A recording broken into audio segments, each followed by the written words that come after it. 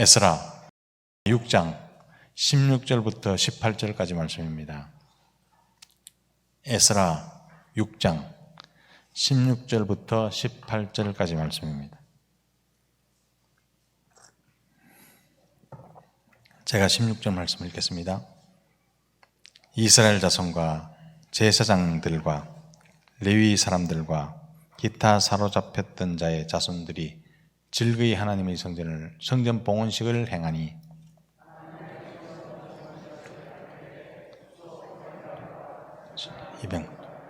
어린 양 400마리를 드리고 또 이스라엘 지파의 수를 따라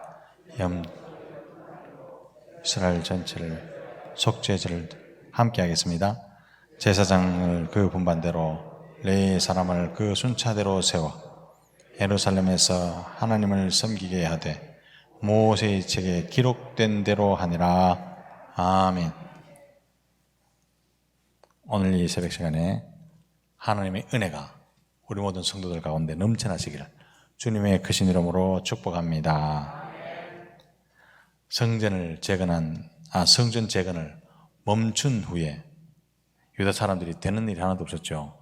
삶에 만족도 없었습니다.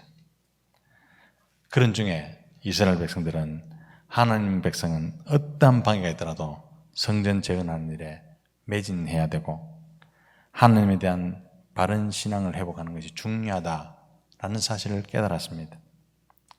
그래서 수룹바벨은 용기를 내어서 바사 제국의 왕, 그 왕의 허락도 받지 않고 죽으면 죽으리라 그런 각오로 성전 공사를 시작해버렸습니다. 수룹바벨 신앙 속에는 하나님께서 바사왕보다 더 높지 않은가? 하나님께서 바사왕보다 더 높은 자리에 있지 않는가? 그런 믿음이 있었습니다. 과연 하나님께서는요, 바사왕보다 더 높고 더 찬란하고 더 화려한 그런 멸관이 있을 뿐만 아니라 하나님께서 책임지신다는 그 사실을 확인할 수 있었습니다. 또한 유브라데 강 서쪽을 책임지고 있는 총독이 왕에게 보고하기를 유다 지도자들이 자기 마음대로 성전을 짓는데 실제로 고레스의 조서가 있는지 살펴와 달라 그렇게 또한 부탁을 했죠. 이에 바사왕 다리오는 고레스 왕의 조서를 발견하고 앙메다공에서 말입니다. 또한 명령을 내립니다.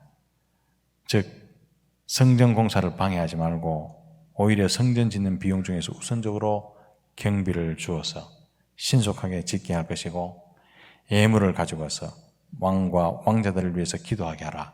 그렇게 명령이 내려옵니다. 이제 참 이때까지 성전 공사를 막기 위해서 막대한 자금을 쏟아부으며 방해했던 사마리아 사람들, 더 이상 성전 공사를 중단할 수 있는 명분을 찾지 못하고 구경하고 서 있을 뿐이죠. 사랑하는 성도 여러분, 상황이 역전된 겁니다. 우리 멋진 하나님, 우리 이때는 박수를 확 쳐야 되는데 멋진 하나님, 박수 한번 쳐볼까요? 멋진 하나님께 박수를 올려드린 겁니다. 사마리아 사람들이 왕을 움직여서 중단시킨 사건을 하나님께서 다시 왕을 움직여서 성전 재건을 중단시킬 수 없는 공사로 만들었습니다. 멋진 분이죠. 우리 하나님 멋진 분입니다. 그게 또 11절에 나타납니다.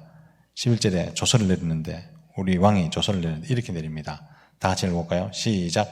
내가 또 명령을 내리노니 누구를 막론하고 이 명령에 변조하면 그 집에서 들보를 빼내고 그를 그 위에 매어 달게 하고 그의 집은 이로 말미암아 거름더미가 되게 하라. 아멘. 만일 누구든지 왕의 명령을 어기고 성전 공사를 중단시키면 그 집을 거름무더기로 만들어라. 그런 준엄한 명령이 떨어졌습니다. 여기 변조하다는 말은 왕의 명령을 거역하는 건 상상도 못하지만 바꾸기만 해도, 토시 하나만 바꾸기만 해도 그 집 사람들의 목을 그곳에 메어달라라는 엄한 명령이 떨어졌죠. 이것이 바로 하나님의 지혜고 전능하신 하나님이 인간의 힘으로는 도저히 불가능해 보이는 그 상황을 역전시키는 하나님의 방법임을 믿으시기 바랍니다.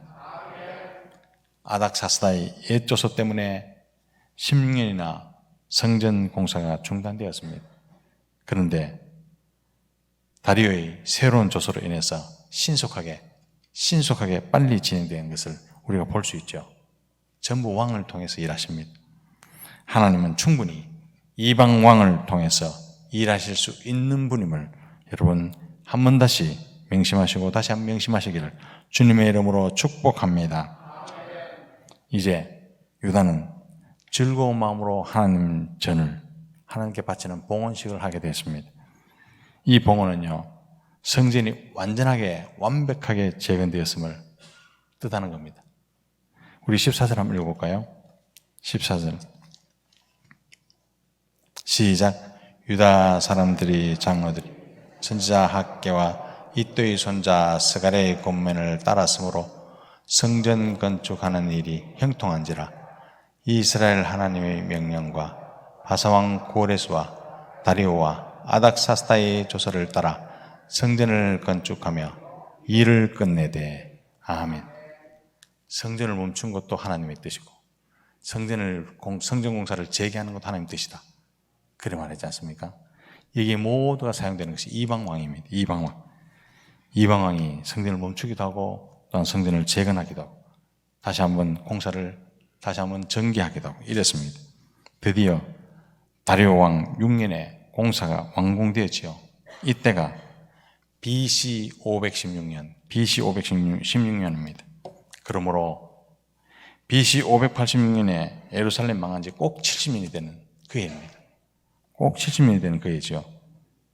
우리 537년에 다시 돌아와서 이 성전 틀을 잡을 때도 70년이 됐지만 성전이 완공될 때도 따지고 보면은 1차, 2차, 3차 포로로 잡혀갔으니까 3차 포로로 잡혀갔던 586년을 따지고 예루살렘 망한 지 꼭 70년이 되는 해였다라고 말합니다. 그러므로 유다의 포로 생활은요, 예루살렘 성전이 완전히 무너지고 그 성전이 다시 재건될 때까지임을 우리는 확인할 수 있습니다. 사랑하는 성도 여러분, 잘 명심하십시오. 예배의 자유가 선포되기 전에는 진정한 회복은 없습니다. 진정한 회복은요, 우리가 말씀으로 돌아와서 영적인 성전이 건축될 때이다 라는 사실을 명심하시기를 바랍니다. 즉 교회가 말씀으로 하나 되고 말씀 중심이 되고 온 교회가 말씀으로 하나가 될 때 비로소 포로 생활이 끝나는 겁니다. 내 몸이 풀렸다고 해서 포로가 해방되는 것이 아니고요, 내가 풀려서 왔지만 여기서 해야 될 바르게 해나가야 하나님께서 매여 있는 것을 풀어주는 그런 역사가 일어난다는 사실입니다. 사랑하는 성도 여러분, 아직도 매인 분이 계십니까? 누구에게 매여 있습니까? 이제 사슬을 풀고 일어나시기를 주님의 이름으로 축복합니다. 16절 말씀 한번 읽어봅시다. 16절 말씀 시작. 이스라엘 자손들, 제사장들, 레위 사람들, 기타 사로잡혔던 자의 자손들이 즐거이 하나님의 성전 봉헌식을 행하니. 아멘.